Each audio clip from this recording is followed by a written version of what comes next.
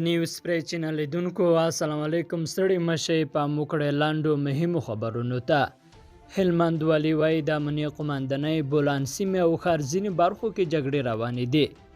د هلمند والی وایي چې د مرکز لښکرګاه د امنیه قوماندانۍ شاوخوا جګړه روانه ده. همداراز د بولان په سیمه او د ښار په 4-5 نورو برخو کې جګړې روانې دي. ازادي راډیو ته د ولی محمد ولی علیزی په وینا د دې جګړې پر مهال طالبانو ته درنه تلفات اوښتي دي. علیزی زیاتوي له پرون راهیسې د دوی تر 220 کسان وژل شوي او د ټپیانو شمېر یې بیخي ډېر دی. خو هغه جسدونه چې زموږ تر سترګو شوي تقریبا 80 تر 90 کسان په کوڅو کې پراته دي. په افغانستان کې د ملګرو ملتونو دفتر یونما نن په فیسبوک او ټویټر کې لیکلي دي چې په تیرو 24 ساعتونو کې په لښکرګاه کې د جګړو پر مهال 40 ملکیان وژل شوي او 113 نور ټپیان شوي دي. د طالبانو ویان ذبیح الله مجاهد پر ټویټر کې لیکلي چې د په وینا د دښمن الوتکو د لښکرګاه په کندهار اډه سیمه کې پر یوه جومات بمبار کړی دی چې له امله یې د جومات او ګڼ شمېر دوکانونه تخریب شوي دي. په یو بل تازه خبر کې د کابل ښار شیرپور کې د ملي دفاع د سرپرست وزیر بسم الله محمدي کور ته څیرمه موټر بم چاودنه شوې. سیمه امنیتي ځواکونو کله بنده کړې او د ډزو غږونه هم اورېدل کیږي.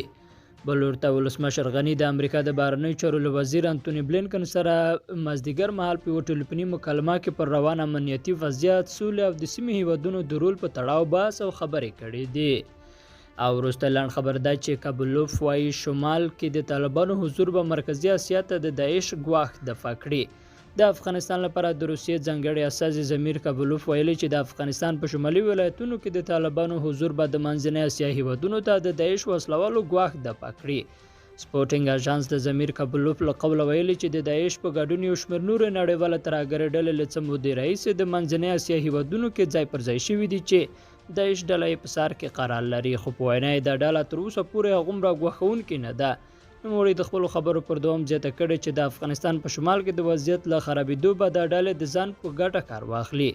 نوموړي ټینګار کړی دی چې طالبان له داعش ډلو سره ډېرې بدې اړیکې لري او له مودې راهیسې یې د دغې ډلې پر ضد داسې مبارزه کړې چې ان امریکا او افغان دولت هم نه ده کړې.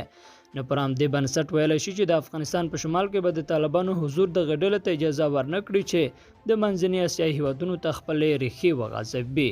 لیدونکو له ملتیا مو مننه. پاتې ورځ مو نیکمرغه.